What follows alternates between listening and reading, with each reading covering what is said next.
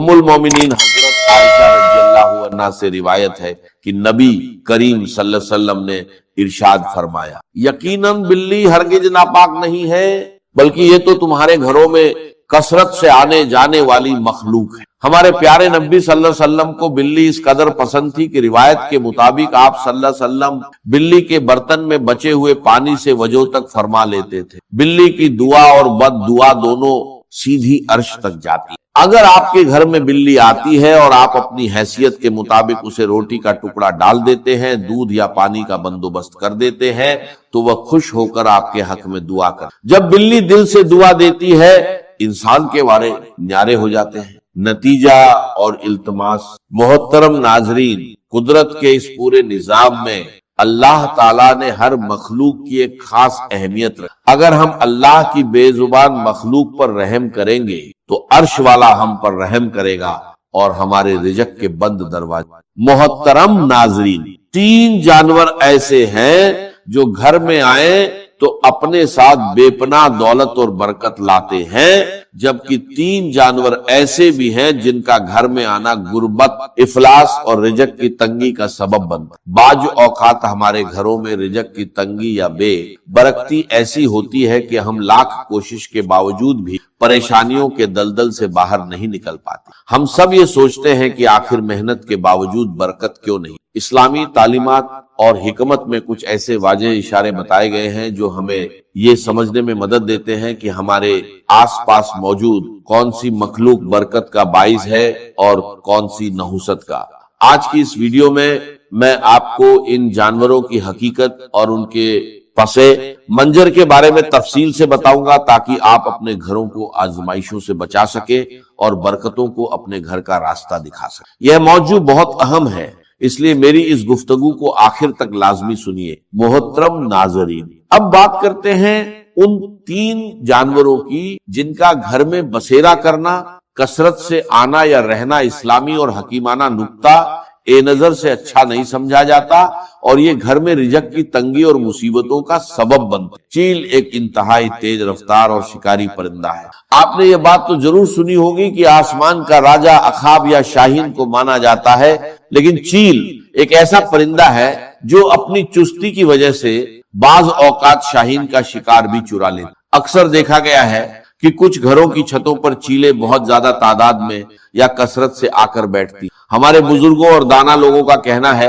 कि घर की छत पर चील का मुसलसल आना या सुबह दोपहर के वक्त बैठना अच्छा शगुन नहीं माना जाता। यह इस बात की अलामत समझा जाता है कि इस घर पर अनकरीब कोई बड़ी मुसीबत, परेशानी या रिजक की शदीद तंगी आने वाली है। दूसरा जानवर जिसका घर में आकर रहने लग जाना और हर कोने में बस जाना मनहूस समझा जाता है, वह मकड़ी है। मकड़ी की वजह से घर में तंगी और मुसीबतें आती। यहाँ एक बात वाजह करना बहुत जरूरी कि मकड़ी बजात खुद कोई मनहूस जानवर नहीं है, क्योंकि इसी मकड़ी ने हिजरत मदीना के तारीखी मौके पर गार ए सौर के दहाने पर जाला बुनकर हमारे प्यारे नबी हजरत मोहम्मद सल्लल्लाहु अलैहि वसल्लम की कुफार से हिफाजत की थी। लेकिन मकड़ी की बद दुआ बहुत खतरनाक हो। मकड़ी उस वक्त बद दुआ देती है जब उसका मुकम्मल तौर पर बना हुआ जाला अचानक और बेदर्दी से तो। इसीलिए दाना लोग फरमाते हैं कि घर में मकड़ी का जाला कभी मुकम्मल न हो। जैसे ही मकड़ी किसी कोने में जाला बुनना शुरू करे, उसे फौरन साफ कर दे। तीसरा हैवान जो घर में न सिर्फ बेबरकती लाता है बल्कि खतरनाक बीमारियों का सबब भी बनता है, वह लाल बेग। इमाम जाफर सादिक रहमतुल्लाह अलैह का एक इंतहाई अहम फरमान है, तमाम हशरातुल अरज में इंसान का सबसे बड़ा दुश्मन लाल बेग है। ये इंसान का ऐसा पोशीदा दुश्मन है जो हर वक्त गंदगी फैलाने और नुकसान पहुंचाने की ताक में रहता है। अगर आपके घर में लाल बेग कसरत से नजर आने लगे तो समझ जाएं कि बरकत हो। साइंसी तहकीक भी इस बात की तस्दीक करती है कि घर में लाल बेगों का ज्यादा होना दिल की बीमारियों की बड़ी वजह है। लाल बेग एक खास किस्म का केमिकल छोड़ते हैं जो इंसानी दिल को कमजोर करता है और हार्ट अटैक का बाइस। साइंसी और इस्लामी दोनों लिहाज से इनका घर में होना रिजक की तंगी और बर्बादी लाता है, इसलिए फौरन इनके खात्मे का इंतजाम कर। वो 3 जानवर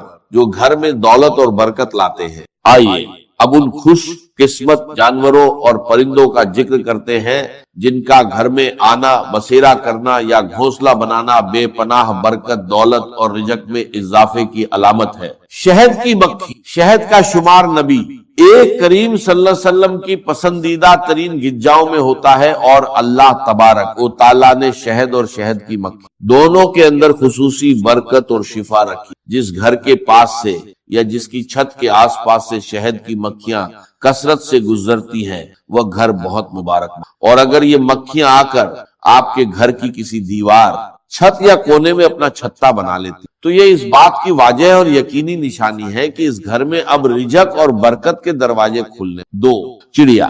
چڑیا ایک انتہائی معصوم، بے زبان اور پیاری مخلوق ہے۔ گھر کے آنگن میں چڑیوں کا چہچہانا ویسے ہی دل کو سکون دیتا ہے، لیکن اسلامی روایت اور بزرگوں کے تجربات کے مطابق گھر میں چڑیا کا گھونسلہ بنانا بہت ہی زیادہ مبارک مانا جاتا ہے۔ اگر چڑیا آپ کے گھر کی کسی سرخی، پنکھے یا کونے میں گھونسلہ بنا لے تو اسے کبھی بھی نقصان نہ۔ نظر بزرگوں کا کہنا ہے کہ چڑیا کا یہ معمول ہوتا ہے کہ وہ صبح سویرے اپنے گھونسلے سے اڑنے سے پہلے اللہ تعالیٰ کی حمد ثنا کرتی ہے، سبحان اللہ کا ورد کرتی ہے، اور اللہ سے یہ دعا مانگتی ہے، یا اللہ نہ صرف مجھے رزق عطا کر بلکہ جس گھر میں میں نے گھونسلہ بنایا ہے اس گھر والوں پر بھی رزق کی تنگی نہ آنے۔ تیسرا جانور جس کا گھر میں آنا، رہنا یا بچے دینا بے پناہ دولت اور خوشحالی لاتا ہے وہ بھی۔ ام المومنین حضرت عائشہ رضی اللہ عنہا سے روایت ہے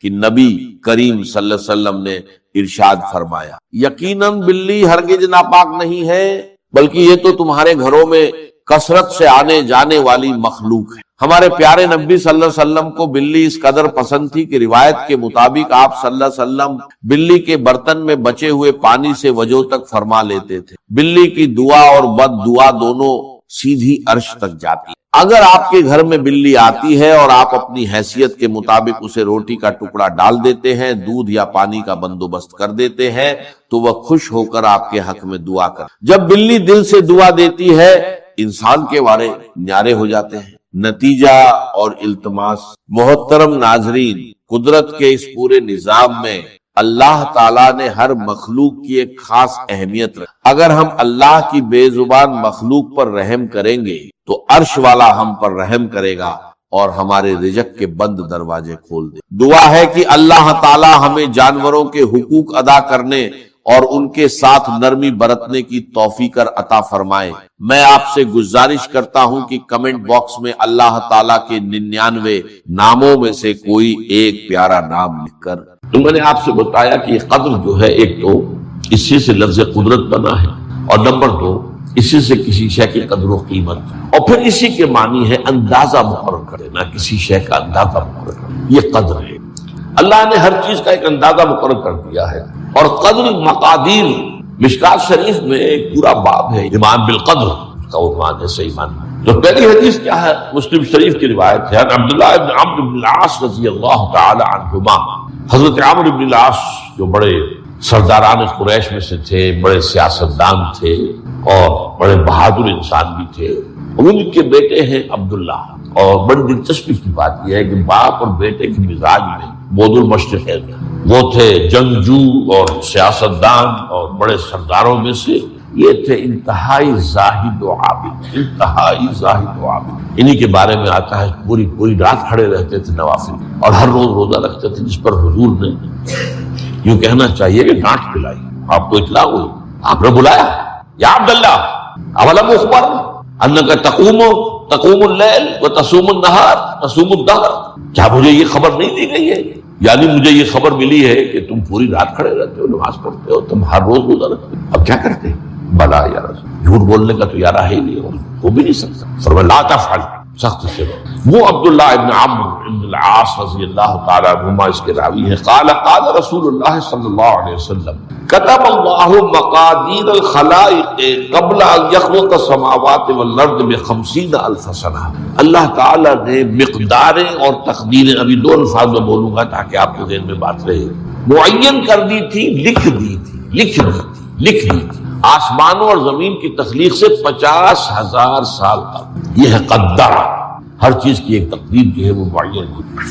اب آئیے اس میں کتاب سے مراد کیا ہے؟ جو آیت میں نے دوسرے نمبر پر پڑھی آج، سورہ حدید کی آیت، ما اصاب من مصیبت فی الارض ولا فی انفسکم الا فی کتاب من قبل۔ کتاب سے مراد کیا ہے؟ نہیں پڑتی تم پر کوئی مصیبت، کوئی تکلیف، نہ زمین میں نہ تمہاری جانوں میں۔ زمین میں سیلاب کا آ جانا، زلزلے کا آ جانا، کوئی اور اس طرح کی عمومی ہلاکت کا آ جانا، عمومی تکلیف کا آ جانا۔ تمہاری جان میں اچانک جو ہے تشخیص ہو گیا کینسر ہے، اچھے بنے تھے، ٹھیک ٹھاک چل رہے تھے، کوئی معمولی سی تکلیف ہوئی، انویسٹیگیشن کیا تو معلوم ہوا تو کینسر ہے، وہ کافی بڑھ چکا۔ لیکن جو شے بھی آتی ہے، چاہے تمہاری جان پر آئے چاہے زمین پر آئے، وہ ایک کتاب میں لکھی ہوئی موجود ہے اس سے پہلے کہ ہم اسے ظاہر کریں۔ یہ تمہیں مشکل نظر آئے گا، ان ذالک علی اللہ یسیر، یہ اللہ پر بہت آسان ہے، بہت اللہ کا علم کامل ہے۔ تو معلوم ایک بات جان لیجئے کہ حقیقت کتاب سے مراد اللہ کا علم قدیم ہے۔ اللہ کا علم حادث نہیں ہے، معاذ اللہ ثم معاذ اللہ، کہ کوئی شے ہوئی تو اس کے علم میں آئی۔ یہ ہمارے ہاں بعض گمراہ فرقوں کا عقیدہ ہے، اسے بدع کہتے ہیں کہ اللہ کے علم میں بدع بھی ہے، یعنی کسی واقعے کے ظہور کے بعد اس پر کسی شے کا منکشف ہونا، معاذ اللہ ثم معاذ اللہ۔ یہ شان خداوندی سے بہت بڑی ہے۔ وہ تو عالم ما کان و ما یکون ہے، جو بھی کچھ تھا اور رہا ہے آج تک ہمیشہ سے ہے، اور جو بھی کچھ ہوگا وہ سب اس کے علم میں آنے واحد میں موجود۔ آنے واحد، یہ آنے واحد کے لفظ کو اچھی طرح سمجھ۔ مجھے سب سے پہلے تجربہ ہوا تھا، یہ سن میرا خیال ہے کہ 67-68 کی بات ہے، میں نے پہلا ہفائی سفر کیا تھا لاہور سے کراچی۔ اس وقت فوکر چلتا تھا، فوکر فرینڈ شپ، چھوٹا جہاز پہ چڑیا والا، اور کرایہ 90 روپے تھا نائٹ کوچ کا۔ آپ تصور کیجیے۔ تو میں چونکہ مجھے جغرافی سے دلچسپی ہے اور فوکر زیادہ اونچا نہیں ہوتا، تو میں دیکھتا جا رہا تھا کھڑکی سے، اس وقت ہم کہاں پہنچ گئے، اب کہاں پہنچ گئے، اب جو روشنیاں نظر آ رہی ہیں کس شہر کی ہیں، یہ اکاڑے کی آ گئی، یہ ساہیوال کی آ گئی، یہ آگے اور آگے۔ ایک دم میں نے دیکھا کہ 3 شہروں کی روشنیاں میں ایک وقت دیکھ رہا ہوں، لودھرا، بہاولپور، سماسٹا۔ مجھے خیال آیا کہ جب میں ٹرین سے سفر کرتا ہوں، کراچی جاتا ہوں، تو لودھرا پہنچتا ہوں تو میں سمجھتا ہوں کہ ابھی بہاولپور آدھا گھنٹے بعد آئے گا، وہ مستقبل کی شے ہے میرے۔ بہاولپور پہنچتا ہوں تو لودھرا میرے لیے ماضی کی بات بن جاتی ہے، آدھے گھنٹے پہلے لودھرا آیا تھا، اور آدھے گھنٹے کے بعد جو ہے سماسٹا آئے گا، وہ میرے لیے مستقبل بن گیا، لودھرا ماضی بن گیا۔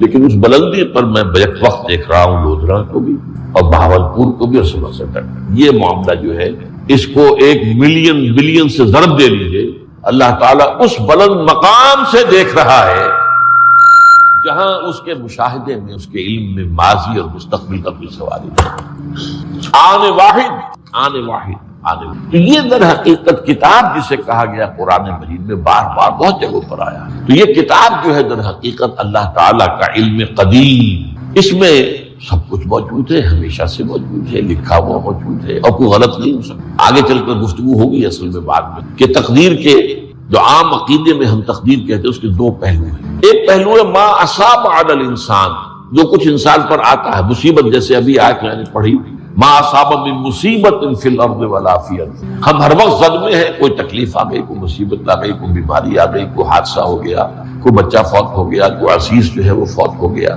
یہ ہر وقت حوادث ہے۔ تو جو بھی کچھ پیش آتا ہے وہ علم خداوندی میں ہمیشہ سے تھا۔ یہی وجہ ہے کہ ایک اور حدیث ہے ابن الدیلمی سے، لمبی حدیث ہے وہ، لیکن اس کے اندر جو آخری ٹکڑا ہے وَتَعْلَمَ، یعنی انسان کے نجات کے لیے لازم ہے کہ یہ بات بھی تم جان لو، انما اصابک لم یکن لیخطئک وانما اخطاک لم یکن لیصیبک ولو مت علی غیر ھذا، اگر تم اس کے سوا کسی صورت پر ہوگے تو جہنم میں داخل ہو جاؤ گے، دخلت النار۔ یہ جان لو کہ جو چیز تم پر آئی وہ آنی ہی آنی تھی۔ دیکھیے ہوتا کیا ہے، کاش کہ میں اگر یوں کر لیتا تو یہ نہ، بس یہی ایمان بالقدر کے منافی ہے۔ جو ہوا ہے وہ اللہ تعالیٰ کے ہاں تو پہلے سے طے تھا، ہونا ہی تھا، تمہاری کوئی تدبیر، کاش کہ میں اس وقت یہ کر دیں۔ یہ لا، اسی لیے ایک حدیث میں الفاظ آئے ہیں ان کلمۃ لا تفتح عمل الشیطان، اس لا سے، کاش اس سے شیطانی عمل شروع ہو جاتا، کاش کہ یہ ہو جاتا، کاش میں یہ نہ کرتا، کاش کہ ہو جاتا، تو یہ نہیں۔ تعلم انما اصابک لم یکن لیخطئک، تو جان لے اس بات کو کہ جو چیز تم پر آئی ہے وہ ہرگز ٹلنے والی نہیں تھی۔ کوئی تدبیر تم کر لیتے، کوئی کسی وقت کوئی ہیلا کر لیتے، کوئی تم قدم اٹھا لیتے، کچھ بھی کر لیتے، وہ تو آنی ہی آنی۔ وما انما اخطاک، جو چیز تم سے چھوٹ گئی، رہ گئی، نہیں ملی۔ ایک ویکینسی ایڈورٹائز ہوئی تھی، آپ نے بھی درخواست دی تھی، آپ کو نہیں ملی، اب آپ ہو کاش کہ میں نے فلاں سے سفارش کرا لی ہوتی، بس گئے۔ تو جو چیز چھوٹ گئی وہ چھوٹ جانی ہی تھی، اس میں قطعاً جو ہے کوئی شکل، کوئی تدبیر، کوئی سفارش، کسی طرح کا کوئی بھی ہیلا، کوئی جو ہے اس پہ کارگر نہیں ہو سکتا تھا۔ لم یکن لیصیبک وبت علی غیر ذلک، اگر تو اس کے سوا کسی کیفیت پر تیری موت واقع ہوئی، اگر یہ یقین نہیں ہے، یہ ہے تقدیر کا وہ مفہوم کہ جس کا تعلق ہے علامہ اصاب الانسان، جو انسان کے اوپر وارد ہو رہا ہے، اس کے ضمن میں تقدیر کا مفہوم کیا ہے؟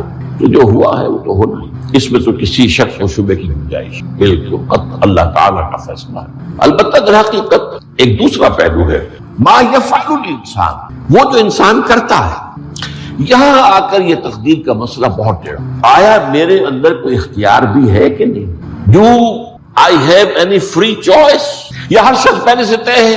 تقدیر کا ایک عام مفہوم یہ ہے، اور اس مفہوم میں بھی بعض روایات بھی ہیں جو اس کی تائید کرتے ہیں کہ ہر چیز پہلے سے طے ہے۔ یہ کیوں ہے؟ اور یہ جو حدیث ہم نے ابھی پڑھی ہے، یہ گویا کہ اس کی ایک مثال ہے کہ وہ جو لکھ دیا گیا تھا، فرشتے نے لکھ دیا تھا، رحم مادر میں لکھ دیا تھا، شقی و سعید، یہ بدبخت ہے یا سعادت مند ہے۔ تو ایک شخص پوری عمر نیکی کے کام کرتا رہا، آخری وقت میں آ کر کوئی ایسا حادثہ پیش آ گیا کہ وہ اہل جہنم کے سے کام شروع کر دیا اور جہنمی ہو گیا، یا ایک شخص ساری عمر جو ہے جہنمیوں کے سے کام کرتا ہے، آخری وقت میں آ کر کوئی ایسی توفیق ملی، کچھ ایسا معاملہ ہو گیا، توبہ کر لی اور اس نے جو ہے اہل جنت کے سے اعمال شروع کر دی ہوگی۔ تو یہ جو ہے علامہ اصابک کا علیحدہ بات ہے، اور علامہ یفعل الانسان، انسان کیا کرتا ہے، اس میں اس کی قدرت کتنی، اور یہ ہمارے ہاں فلسفے کا بڑا مشکل ہے، اسی کا نام ہے جبر و قدر۔ ہمارے اسلاف میں بھی کچھ لوگ ایسے ہیں متکلمین میں سے، لیکن ہمارے ہاں ایک وہ لوگ ہیں کہ جو اس پر قناعت کرتے ہیں کہ جو اللہ نے کہہ دیا اور رسول نے کہہ دیا، اس سے آگے ہم مین میخ نہیں نکالیں گے، وہ محفوظ راستے پر۔ لیکن بہرحال انسان کو اللہ نے ایک عقل بھی دی ہے، اور یہ عقل سوالات اٹھاتی ہے، اور جو زیادہ ذہین انسان ہوتے ہیں ان کے اندر ان کی یہ مصیبت زیادہ ہوتی ہے، لہٰذا وہ تو سوچتے ہیں، کچھ نہ کچھ غور و فکر کرتے ہیں، بات سمجھنے کی کوشش کرتے ہیں۔ اس میں اب ہمارے ہاں دو طبقے ہو گئے، جبریہ، قدریہ۔ ایک نقطہ نظر یہ ہے کہ انسان مجبور محض ہے، کوئی اختیار نہیں، اور ایک یہ ہے کہ انسان قادر مطلق ہے، جو چاہتا ہے اپنے فیصلے میں مختار مطلق ہے، تو فیصلہ کرتا ہے۔ انہیں قدریہ کیا، تو جبریہ اور قدریہ ان کی بحثیں ہمارے یہاں، یہ وہی تقدیر کا مسئلہ جو میں نے کہا تھا، بحثوں میں آ کر انہیں آج تک حل نہیں ہوا، حل ہو سکتا ہی نہیں۔ اب اس کے ضمن میں علامہ اقبال کا ایک شعر آپ کو سناتا ہوں، وہ بہت اچھا لگتا ہے، بہت خوبصورت لگتا ہے شعر ہونے کے اعتبار سے۔ تقدیر کے پابند جمادات و نباتات، مومن صرف اللہ کے احکام کا پابند۔ اس میں انسان سے پابندی کی نفی کر دی، وہ صرف پابند ہے اللہ کے احکام کا۔ نتیجے کے اعتبار سے تو جو یہ شعر کہہ رہا ہے، جو بات وہ صحیح ہے، پابندی اصل جو ہے وہ اللہ کے احکام کا، لیکن یہ کہ تقدیر کی پابندی سے انسان بھی پوری طرح آزاد نہیں ہے۔ یہ سمجھ لینا کہ یہ جمادات و نباتات ہی کا معاملہ، یہ غلط، یہ مبالغہ۔ ظاہر بات ہے کہ شاعر جو ہے، شاعر مبالغے سے بچ نہیں سکتا، چاہے وہ علامہ اقبالی ہو، کوئی بھی ہو۔ تو اسی لیے سورہ شعراء کے اندر جو عام شعراء کی جو صفات بیان ہوئی ہیں وہ آپ کے ذہن میں آ گئی ہوگی۔ مبالغہ کرتے ہیں، فی کل واد یہیمون انہم یقولون ما لا یفعلون، وہ کہتے بھی وہ کچھ ہے جو کرتے نہیں ہیں، اور یہ بات تو علامہ اقبال پر بھی چشمہ ہوتی ہے۔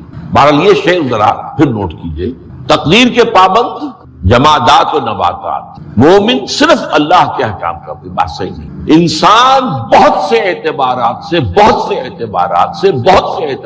مجبور ہے۔ سب سے پہلے جو ہے انسان کے اندر ایک تقدیر نوعی ہے، نوع انسان، چھوٹی سی چڑیا اڑتی پھرتی ہے، انسان نہیں اڑ سکتا۔ آپ نے ٹھیک ہے مشین ایجاد کر دی، جہاز ایجاد کر لیا، آپ دوڑ رہے ہیں 500 آدمی اور سینکڑوں من سامان لے کر جو ہے وہ جا رہا ہے، 747 ہو یا 757 ہو، یہ کر لیا ٹھیک ہے، خود نہیں اڑ سکتا۔ اب کیا کریں گے آپ؟ یہ تقدیر نوعی ہے، اسپیشیز، ہر اسپیشیز کے لیے اللہ نے ایک اندازہ مقرر کر دیا ہے، اس اندازے ہی میں رہے، اس سے آگے جا سکتے۔ پھر ایک تقدیر شخصی ہے۔ اب دیکھیے تقدیر شخصی کیا ہے؟ بعض اوصاف و صفات ہمیں وراثتاً ملتے ہیں، We have no choice. پہلے بھی یہ بات مانی جاتی تھی، آج جو ہے ذرا سائنٹیفک انداز میں ہم کہتے ہیں جینز میں چلا آ رہا ہے، وہ جینز کو کوئی بدل سکتا، جو جینز بھی آپ کو ملے اپنے والدین کی طرف سے وہ آپ کی شخصیت کا ظاہر بات ہے کہ فیصلہ کن طرز پر اس کو ڈھال دیتے، جینز ہے، پابندی ہے۔ نمبر 2 یہ کہ خاص طور پر جو گھر کا ابتدائی ماحول ہوتا ہے، ماں کی گود اور ابتدائی گہوارہ گھر کا، اس کے جو اثرات مرتسم ہو جاتے ہیں شخصیت کے اوپر، وہ بھی بڑے مستقل ہوتے ہیں، پختہ ہوتے ہیں۔ ان دونوں چیزوں کو ضرب دے دی، hereditary factors multiplied by environmental factor, اس سے مل کر ایک شے تیار ہوتی ہے جس کو قرآن کہتا ہے شاکلہ۔ قل کل یعمل علی شاکلتہ فربکم اعلم بمن هو اہدی سبیلا، سورہ بنی اسرائیل۔ شاکلہ کسے کہتے ہیں؟ شکل دینے والی شے۔ آپ کو لوہا ڈھالنا ہے، کوئی خاص پرزہ بنانا ہے، اس کا پہلے سانچہ بناتے ہیں، لوہے کو پگھلا کے اس میں ڈالیں گے تو جیسا سانچہ ہوگا ویسا ہی لوہا جو ہے وہ شکل اختیار کرے، اسے شاکلہ کہتے ہیں۔ یہ شاکلہ جو ہے ہر انسان کا، اس سے باہر انسان نہیں جا سکتا، اس کے اندر سٹرگل ہوگی، اس کے اندر اس کی جد و جہد ہوگی، لیکن اس کا یہ مطلب نہیں ہے کہ اس کو کوئی فری چوائس ہے۔ فری چوائس ہے، لیکن وہ فری چوائس انہی حدود کے اندر کام کرے گا، اس سے باہر۔ اس بات کو مختلف احادیث میں حضور نے بہت خوبصورتی سے بیان کیا۔ ایک حدیث بڑی اہم ہے، بڑی اہم ہے، الناس کالمعادن، انسانوں کی مثال بھی معدنیات کیسی ہے۔ اب سونے کی معدنیات میں سے سونے کی جو اور ہے، اب پتہ نہیں اردو میں مجھے معلوم نہیں اور کا ترجمہ کیا کرتے ہیں عام طور پر، لیکن جانتے ہیں اور وہ کچی دھات جس سے کو صاف کر دیتے ہیں تو پھر وہ دھات جو ہے خالص شکل میں سامنے آ جاتا ہے۔ سونے کی اور سے سونا بنے گا، چاندی کی اور سے چاندی بنے گی، سونا تو نہیں بن سکتا، جتنا چاہے صاف کر لیں، وہ اور تو مستقل۔ الناس کالمعادن خیارکم فی الجاہلیت خیارکم فی الاسلام، جو تم میں جاہلیت کے دور میں، پری اسلامک دور میں جو بہترین تھے وہی اسلام میں آ کر بہترین، وہ اور سونے کی تھی وہ صاف ہو گئی ہے، اور سونا جو ہے وہ نکھر کر خالص سونا بن کر آ گیا، اسلام نے صاف کر دیا۔ وہ چاندی کی اور تھی، اسلام نے اس کو صاف کر دیا ہے، وہ نکھر کر چمکتا ہوا جو ہے وہ چاندی بن گئی۔ لیکن یہ کہ اضافہ، البتہ پھر اس میں ایک اضافہ کیا حضور نے، جبکہ ان کے اندر دین کا فہم داخل ہو، تو یہ کہ جو بہترین پہلے تھے وہی بہترین اب ہوں گے۔ اسلام لانے سے پہلے بھی بہترین ابو بکر تھے، اسلام لانے کے بعد بھی بہترین ابو بکر، حضور پر وحی سے پہلے بھی بہترین خاتون خدیجۃ الکبریٰ تھی، ایمان لانے کے بعد بھی بہترین خاتون خدیجۃ الکبریٰ۔ اور دوسری حدیث سنیے، عن ابی الدرداء رضی اللہ تعالی عنہ قال بینما نحن عند رسول اللہ صلی اللہ علیہ وسلم، اسی حال میں کہ ہم ایک روز ہم حضور کے پاس تھے، نتذاکرون ما یکون، اور ہم ذرا سوچ رہے تھے کیا کیا کچھ پیش آنے والا ہے دنیا میں۔ اذ قال رسول اللہ صلی اللہ علیہ وسلم، جبکہ حضور نے ہم سے ایک بات کہی، بڑی غور سے سنی، اذا سمعتم بجبل انزال عن مکانہ فصدقوہ، اگر تم یہ سنو کہ کوئی پہاڑ اپنی جگہ سے ٹل گیا تو مان لینا، وَإِذَا سَمِعْتُمْ بِرَجُلٍ تَغَيَّرَ عَنْ خَلْقِهِ فَلَا تُصَدِّقُوهُ، اور اگر تم سنو کہ کوئی شخص جو ہے وہ اپنی سرشت سے، اپنی جبلت سے بدل گیا، یہ دل سے تصدیق ہوگی تو حقیقی ایمان ہوگا، اگر دل سے تصدیق نہیں ہے، زبان سے تصدیق ہے تو اسلام تو ہو جائے گا، ایمان نہیں ہوگا۔ بات سمجھ میں آئی؟ تو ایک ایمان کا قانونی درجہ ہے، اچھا دل کی تصدیق کی بات ایسی ہے ہر شخص سمجھ سکتا ہے، اس کو ہم ویریفائی نہیں کر سکتے۔ آج تک بھی، آج کیا تاریخ ہے؟ 12 دسمبر 1985 تک بھی کوئی آلہ ہمارے پاس ایسا نہیں جس کے ذریعے سے ہم دل میں اسے اتار کر یہ دیکھ لیں کہ ایمان ہے کہ نہیں ہے، نہیں ہے نا؟ تو ایمان کی جو دنیا کا ایمان ہے اس میں دل کی بات زیر بحث نہیں آئے گی، بات سمجھ رہے؟ مجبوری ہے ہماری، we can't know it, we can't verify it، ہم نے کسی کے دل میں اتر کر نہیں دیکھا۔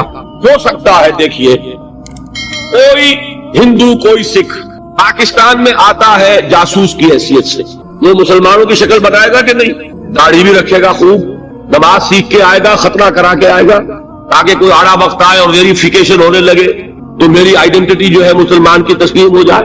اور ہو سکتا ہے ہمارے ہاں بارڈر ایریاز میں کوئی امام مسجد بن کے بیٹھا ہوا ہو اور وہ ہندو جاسوس ہو، کیا اس کے دل میں ایمان ہے؟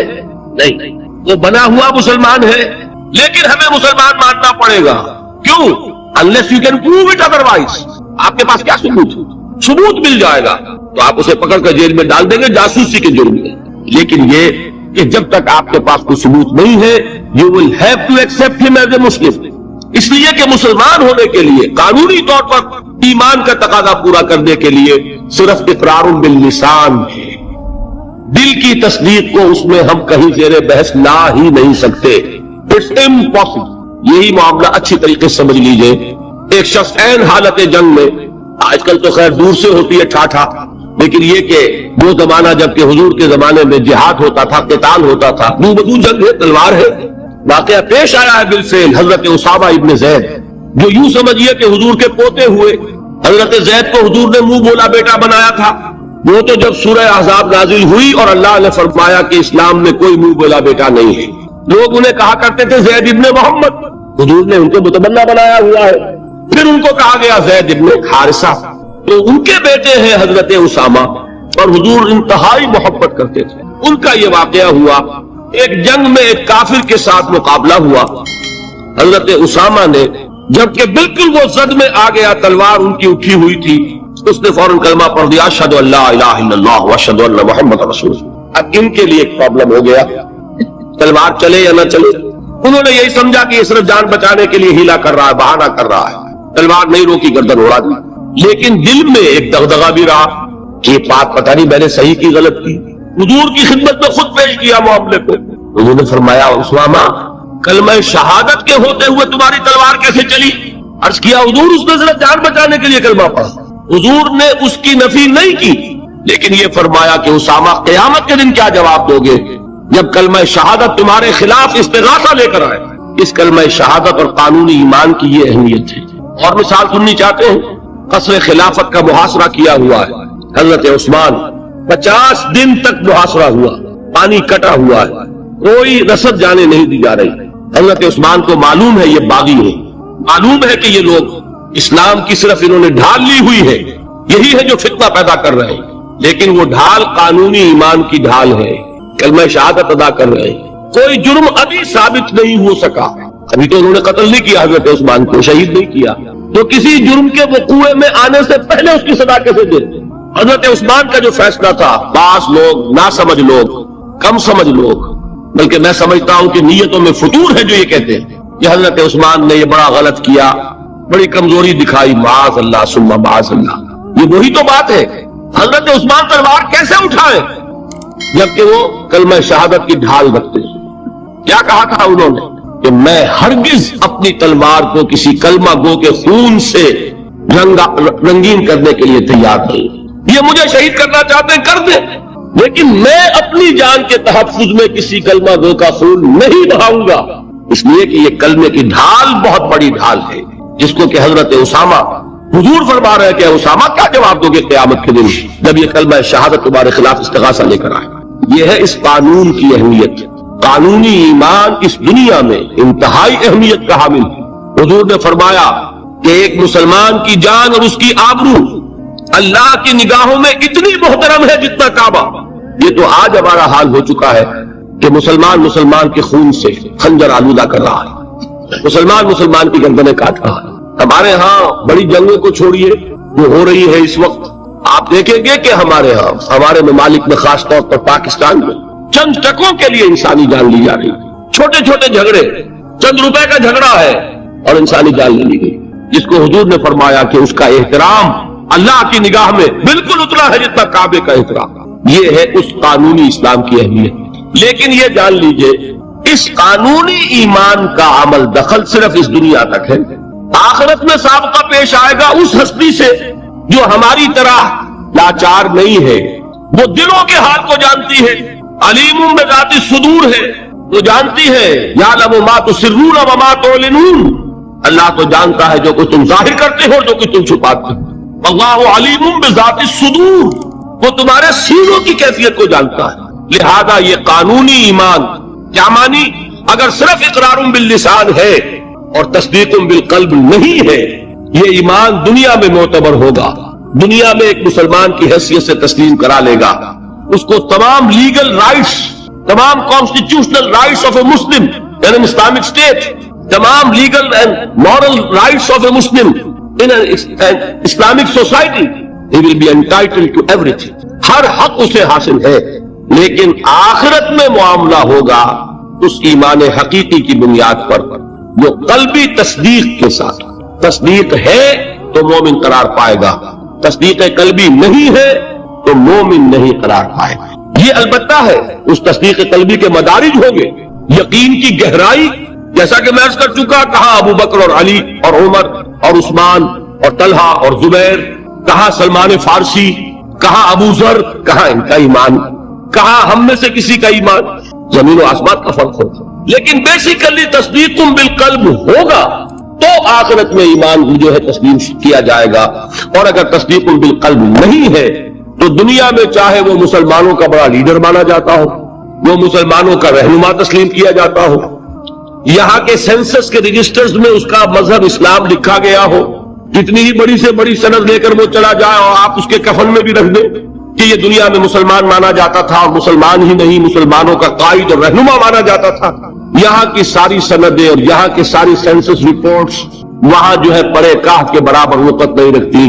وہاں تو ایمان ہوگا دل کا تو ایمان ہوگا تسلیم.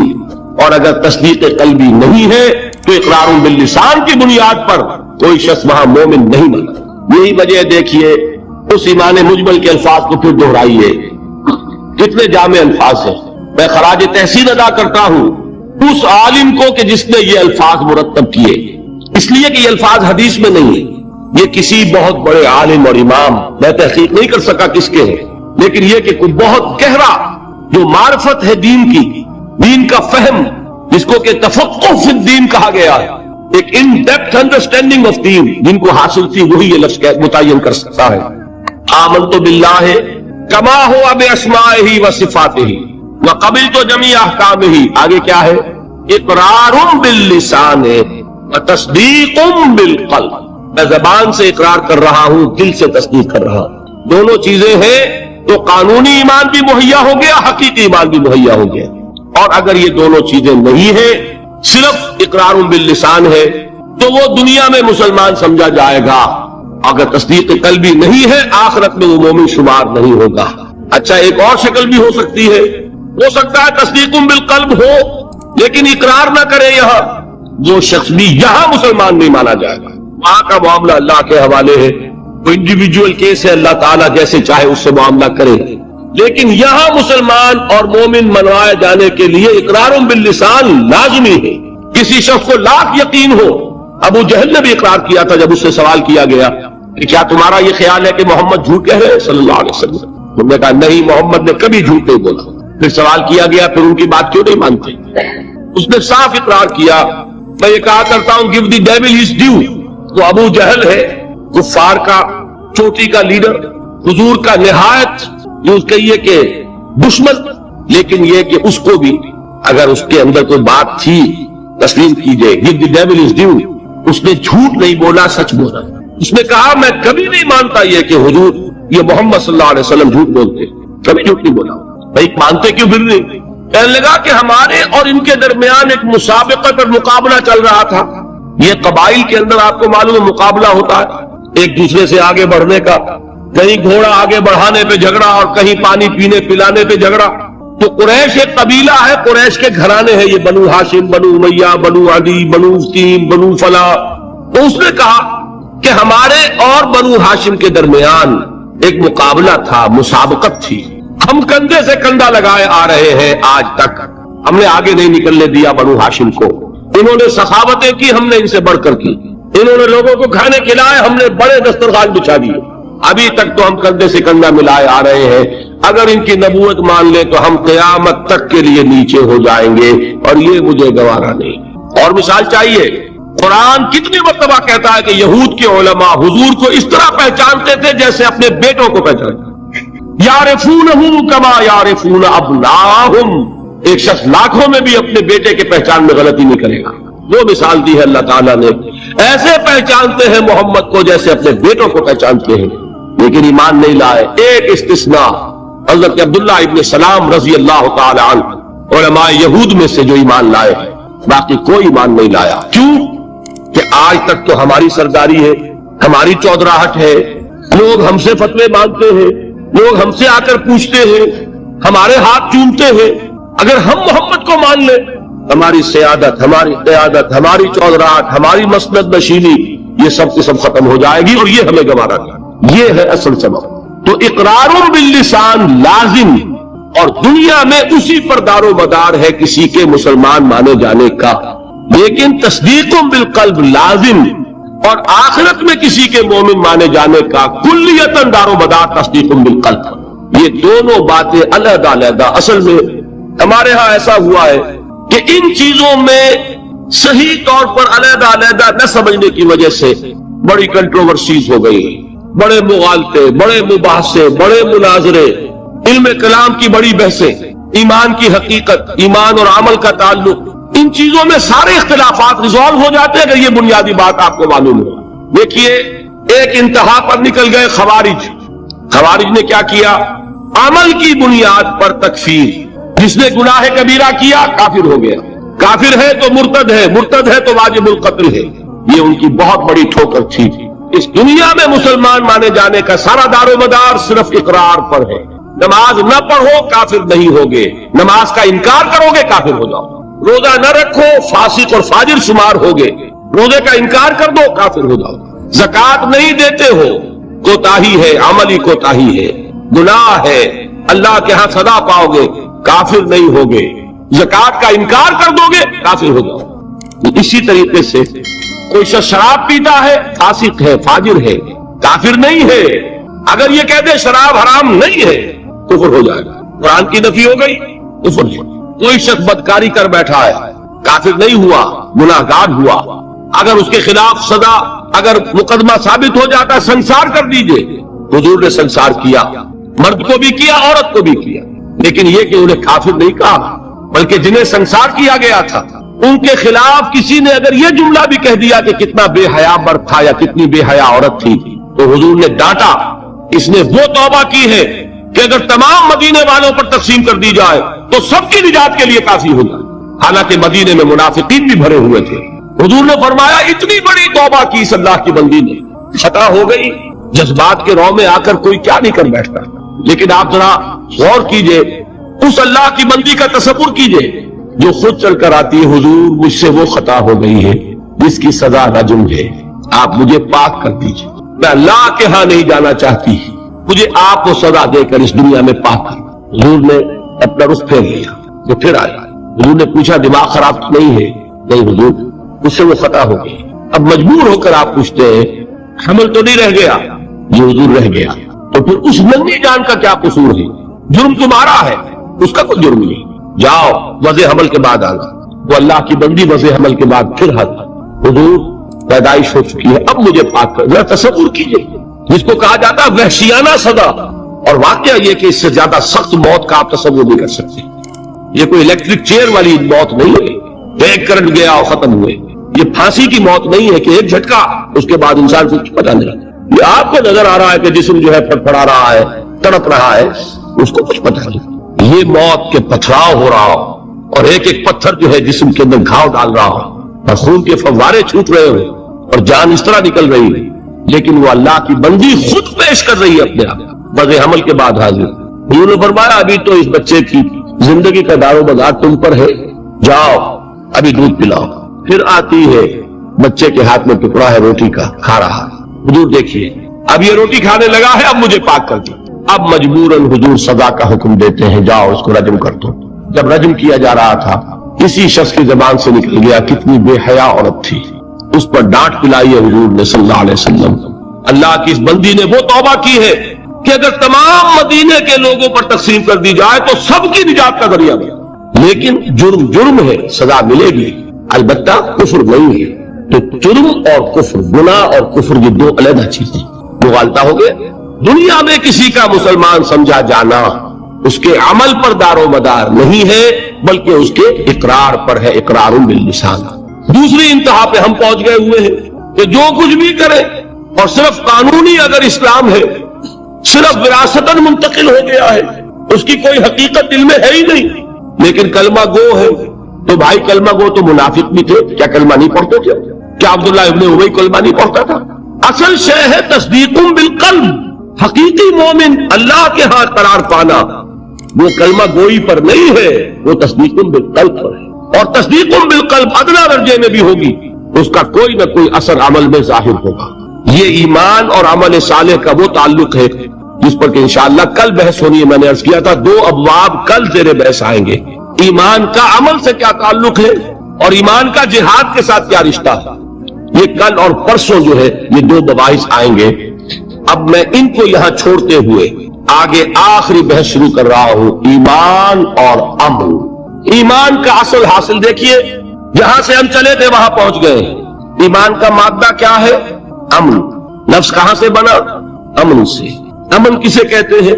نچنت ہونا، بے فکر ہونا، کوئی خطرہ نہیں، کوئی خوف نہیں، کوئی رنج نہیں، کوئی غم نہیں، کوئی ملال نہیں، کوئی اندیشہ نہیں، کوئی کھٹکا نہیں، یہ ہے امن۔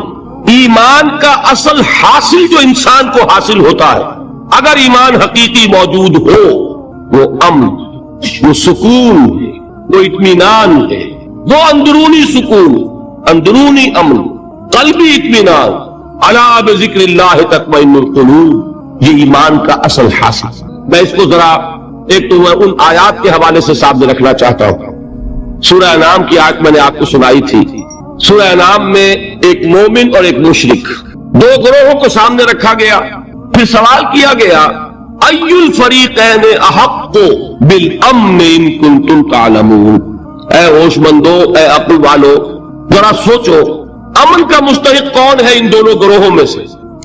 ایک اللہ کا ماننے والا، توحید کا ماننے والا، آخرت کا ماننے والا، رسالت کا ماننے والا، ایک مشرک ہے، منکر ہے، کافر ہے، ملحد ہے۔ امن کسے حاصل ہوگا؟ سوال کیا گیا اور اب جواب خود دیا گیا، الذین آمنوا ولم یلبسوا ایمانہم بظلم اولئک لہم الامن وہم مہتدون۔ وہ لوگ جو ایمان لائے اور اپنے اس ایمان میں شرک کی آمیزش نہ کریں۔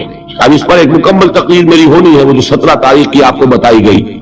شرک کسے کہتے ہیں، شرک کی اقسام کیا ہے، شرک کی قسمیں کیا ہے، اس کا بھی بڑا محدود تصور ہے ہمارے ذہنوں میں۔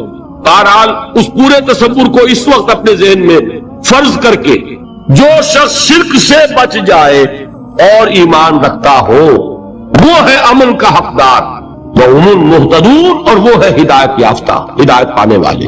ایمان اور امن کا یہ رشتہ ہے۔ ایک اور حوالے سے اس کو ذہن میں بٹھا لیجئے، جب آپ نئے مہینے کا چاند دیکھتے ہیں، ہلال دیکھتے ہیں، تو کیا دعا مانگتے ہیں؟ اگر اللہ نے توفیق دی ہے، اگر آپ نے یاد کی ہے دعائے مسنونہ، کیا الفاظ ہے؟ اللہم اہلہ علینا بالامن والایمان والسلامت والاسلام۔ اے اللہ، یہ مہینہ جو اس چاند کے ساتھ چڑھ رہا ہے، شروع ہو رہا ہے، طلوع ہو رہا ہے، اے اللہ اس مہینے کو ہمارے لیے امن اور ایمان اور سلامتی اور اسلام کا ذریعہ بنا۔ معلوم ہوا امن کا تعلق ایمان سے اور سلامتی کا تعلق اسلام سے۔ اب قرآن کی ایک آیت اور حضور کی یہ دعائے مسنونہ اس ایمان اور امن کے تعلق کو جس طرح واضح کر رہی ہے، اس کو سامنے رکھ کر بات سمجھیے عقلاً۔